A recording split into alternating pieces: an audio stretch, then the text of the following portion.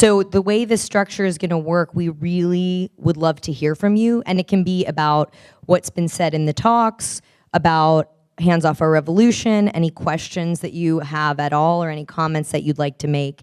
So if you want to participate, which please do, raise your hand, and we have people with wireless microphones that'll come to where you're sitting, so you don't have to be behind the podium. Yes. Hey, should I stand up, or is this Yeah. okay? If you're comfortable, sure. that'd be great. Yeah. Well, thank you again for doing this. I came to the last one, and I hogged the mic at the last one. I promise not to go on so long at this, but I would just like to ask questions for some responses about some things that were actually said. Because, Tom, I think that idea that you had about being in a cultural as well as a democratic crisis is sort of like really nails it on the head. Because if you think about the 60s, you had a cultural revolution, but you really didn't have a political one. Because, with Nixon being in 1968, really? With all that going on, that's who became president. You know what I mean? So it seems like both of those didn't happen. And I really think that we need both of those to happen now, desperately. But so could you guys talk a little bit about actual space and where? Because Amy, you become my hero every single time I see you.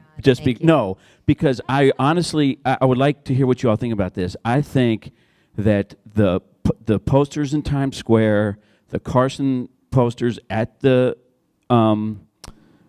demonstrations you were talking about, and the more public this becomes, I mean, what's going on at the Biennale in Venice is great, what's going on in Scandinavia is great, but that real sort of public art space is the key to, I think, where the power of image is going to lie. And I'll just give this thought. If you look what happened in Turkey the other day, it was the exact same thing that happened here. All the peoples in the cities voted against a strongman, all the people in the countries. So there's this divide that's going on, and Mussolini did the same thing. He went out to the farmers to get power. I mean, there's this real, and then we have this election going on in Atlanta. It's just north of Atlanta, outside. It's, you know what I mean? It's that space that's right there. And to me, I think, so that's why I would like you all to talk about that, because that's the space I think that has to be, engaged. And it's something else to see something on TV. It's another thing to have a big billboard in your town or an exhibition come to your town that's part of your everyday life. Definitely. Do you guys want to respond first? You're mic'd. We're mic'd. Oh, hi. Do I need to stand? Yes, stand up. Hi. I think the way that I would counter you is that things like billboards have a certain kind of impact, and they become part of the visual culture around us. But again, I want to go back to that first meeting that we had, where it was very radical queer thinkers and people who are under attack by the current administration in a very physical, corporal way, with people who put images out in the world. And we realized that we were not all together, even though we were, and that we couldn't theorize about people that we didn't know yet because we didn't know them yet, and that we needed to start with ourselves. And it's something that I feel in many liberation circles and in many healing circles, liberation begins with the self. You have to free your own mind. You have to decolonize your mind. You have to take away some of the things that you've been fed that don't actually jive with what you actually believe, and then figure out how you move forward. So for me, and I think for us as what we decided collectively as a tactic was about getting people to talk to each other, so that we could build greater solidarity. And solidarity is coming up as a major theme. The Black Lives Matter movement right now is moving into a phase of solidarity where they're talking about, it's called Beyond the Moment, and they're thinking forward also. It's a conversation that we need to have about how we relate to each other, because we are all inheritors of violence and of just a hell of a lot of bullshit that I don't think is actually in line with what people feel in their hearts. And I don't know. So I think about that, like, you know, and again, like, what role do images play in that? That is the question here today. And yeah, like, having better images beaming down on you from Times Square is a really amazing thing. And I'm like, I can't wait to see that when it happens. And also, like, what are you doing inside of your head, in your relationships with other people, in the institutions that you work in? How are you influencing your own sphere of influence is another thing that we talk about. Like who is in your life that you have the impact to change, starting with yourself. That's all. Yeah, I'm not like.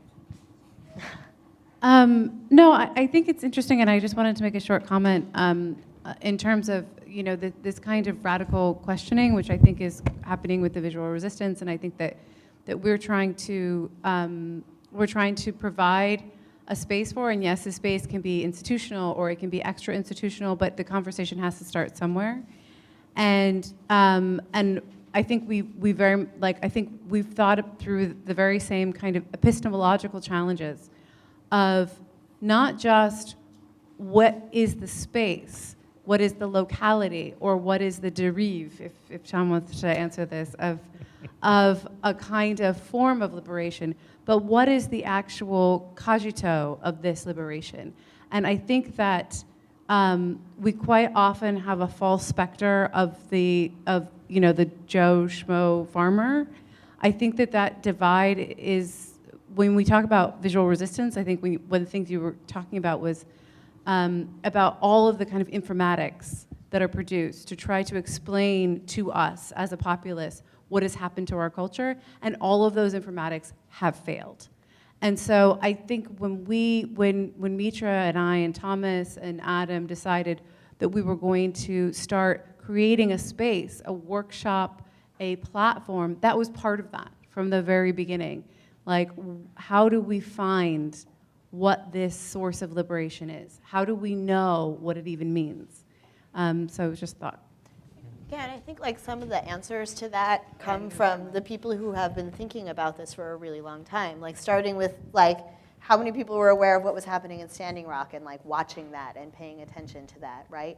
And when you listen to the Native folks who are like trying to protect their land, and the kinds of things, the kinds of messages that they put out about how we need to be engaging with each other and our earth, that information is out there. We're just not used to listening to it.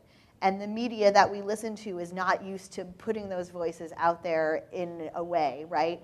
And you know, you break down, like, we spend all this time like thinking things through, but actually the act of just like having a conversation with someone that you've never talked to before and letting go of your fears around that, or approaching other people without judgment. You know, I met like a Native elder, and I was listening to in September, and she was talking about how she spent her whole life learning how to listen to people without judgment. And that's the thing that she works on most of all. And this is like a woman in her like 70s who's done amazing shit, you know?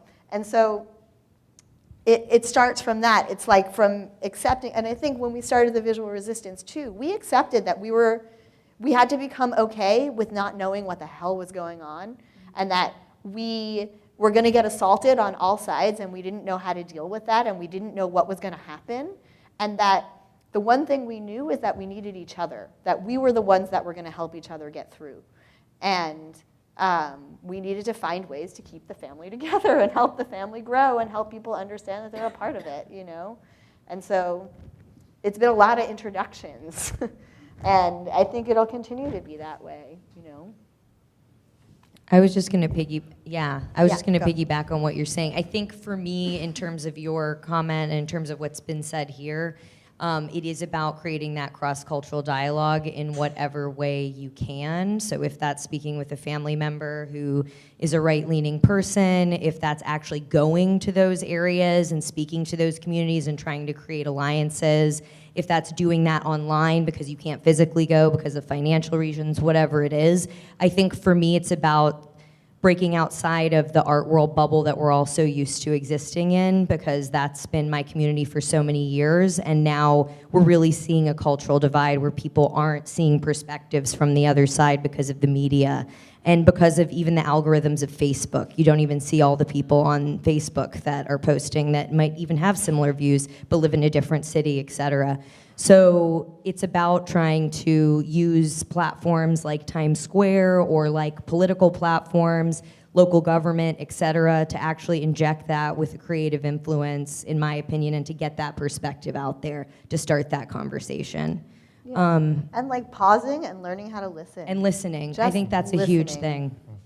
And letting what you hear change you. Yeah. Did you want to respond to anything, Tom? Yeah, I mean, I might just say, I think in like talking about what you were raising, but also hearing Quito, I mean, I think there are almost like two movements that we have to think about simultaneously, and one is that acknowledgement that a variety of ecosystems are under attack, and that we need to maintain those systems. We need to and nurture spaces where communities can flourish safely. You know, that's one crucial thing. Yeah. But there's also, but I think that also has to be accompanied by this other movement, which, you know, you've been talking about. I mean, in terms of solidarity and transversal links. But I might say, you know, I mean, I spend a good part of my life, you know, in upstate New York, and you know, I can sit here. On the one hand, I could say, well, you know, it's just a bunch of kind of super conservative, really backward people. But you know, the other way to say it is that this is a community that's been deprived of culture, deprived of democratic education over a very long period of time. That, you know, this is a place in which a civil society has been eroded for, you know, since the, you know, late 70s, early 80s by austerity, you know, neoliberal austerity programs. And so, of course, people fall back onto the most regressive politics in order to shore up their own anxieties about, you know, what's been lost. And that, you know, we need a, you know, we simultaneously have to think about a broader, as you said, public politics of culture. And I would just say, like, don't give up on the rest of us north of, you know, Orange County. I mean, there's a whole world up there that's not all grim. Mostly grim, but not. So. Great. Does anyone have? Yep. I'm not going to. Can you hear me? I Yes. understand. I feel particularly illuminated because I live in Jared Kushner's tenement, and I don't know how far to go. I make film and I make music videos. I do stuff and I post on YouTube, but I am nervous because I have no other place to go. So that's a concern, and that's why I like this idea of being part of a larger group.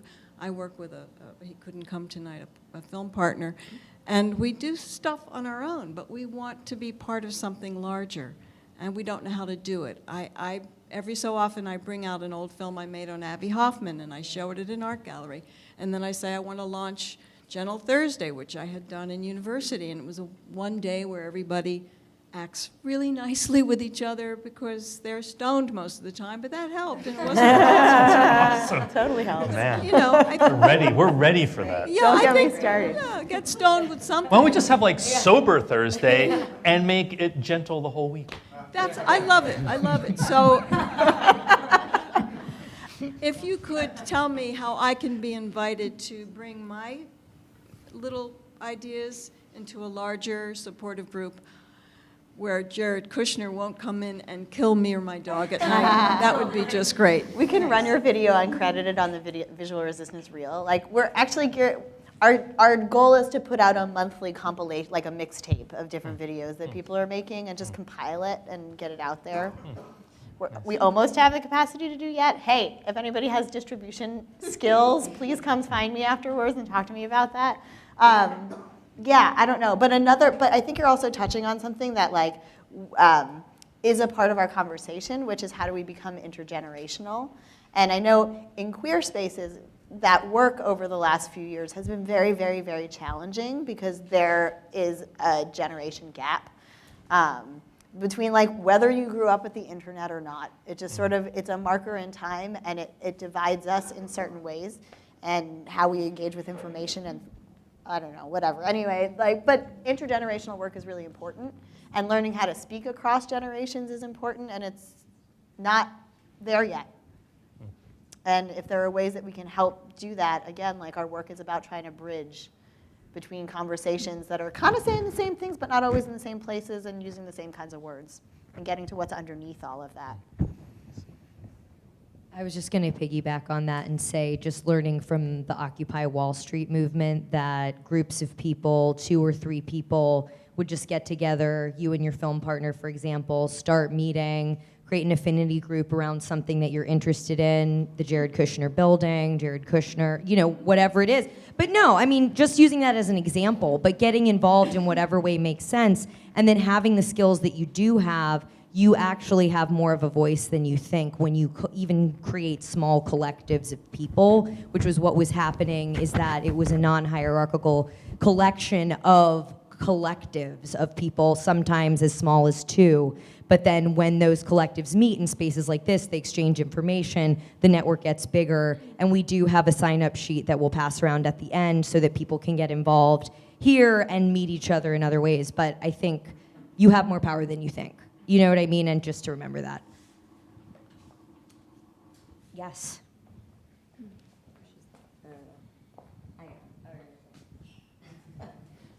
Thank you. Yeah. I want to piggyback on your piggyback.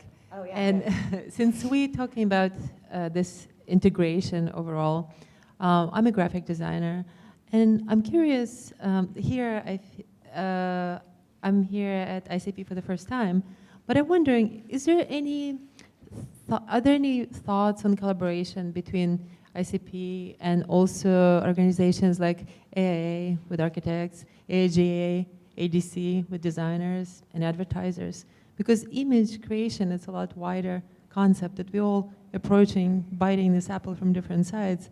So I think there'll be a lot of very beneficial, a lot of great possibilities could come out of it. Do one of you guys at Our want to respond to that? I mean, I think that's a great idea in terms of image making because it, again, reaches outside of this network of artists into a world that might have a lot more potential reach in terms of audience, especially thinking about advertising and using those platforms. I think that's incredibly smart. Can I just say Pepsi did it for us? Oh, God. The greatest thing they did for the revolution. Yeah, I mean, yeah, it's got commodified in about 5 seconds. We all expected it. You know what I mean? It's just crazy, but the outpouring and the outcry of rage against it was really interesting. But that, I think, is a note to take and then to speak afterwards about with Our in terms of how to connect these organizations for people that have connections there. I think it's just about making these connections right now with people. There's no specific answer to, yeah. There's a group called the Resistance Media Collective that you may want to look up, and they're like a group of mainly media professionals, but also I think advertising people and other creatives. They're and they've been meeting over the last couple of months. Yeah, look them up, the Resistance Media Collective. They have a much nicer website than we do.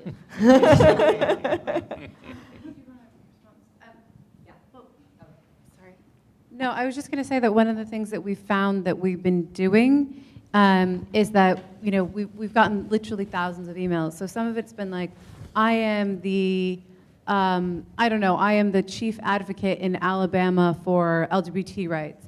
And then someone else is like, I am a transgender mother in like a town over in Alabama. So some of that becomes like about connecting people and connecting their interests or ideas or possibilities of what they can do. So, you know, I don't know if that's helpful, but. Yeah, I think we're starting now. You know what I mean? So if people have connections to these organizations, now's the time to just share those contacts and build the coalition. Great. I'm going to move on to our next speaker, and then we'll have another moment at the end to respond again for anyone that didn't feel like they got the chance. And thank you for participating. Yes, this is great, you guys. Thank you. Because sometimes people are just like, this is New York, bye. So next speaker is Katie Holton. She's born in Ireland and educated between Ireland, Berlin, and the United States. Holton represented Ireland in 2003 at the 50th Venice Biennale.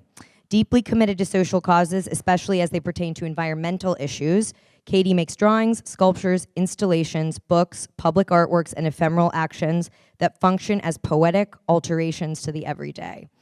She often works on site to explore the history, ecology, and other invisible aspects of an environment. At the root of her practice is a fascination with the contingency of life systems, organic and man-made, and the inextricable relationship between man and the natural world in the age of the Anthropocene. So very relevant leading up to Earth Day and the Climate March. Katie. Thank you.